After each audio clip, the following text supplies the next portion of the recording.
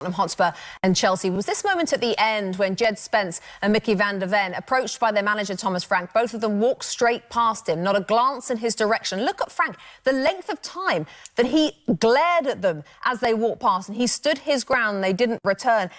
Gary, the question marks over this are interesting, and it leads into a really interesting topic. So afterwards, Thomas Frank said that when he was asked about this, he said everyone is frustrated. He said, I don't think it's a big problem. Is it a big problem? What happened there? I don't think it is a big problem. Van der Ven, I think, has got dragged into this because he's near Spence. I think if we just look at it one more time, the debate or conversation looks to be between Thomas Frank and Jed Spence. I think Thomas Frank has said something to Jed Spence, and Jed Spence has then, I think, reacted by throwing his arms around. So I think if you just look at Van der Ven, I don't think he's involved in this.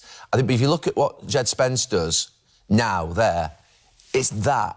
I think it's between Frank and Spence. As something happened late on in the game, I'm only thinking back to when we played, Lee. Sometimes if a manager said something to a player late on in a match, sometimes if a manager has said to a player, go over and clap the fans, something like that. You know, it could be a simple thing, and he's gone, I've already clapped them, and it's what you're having to go at me for. It can be that type of thing. But they're going to have to come out with a story, because this is gaining some traction. They're going to have to come out with a coordinated story quite quickly, because it doesn't look great.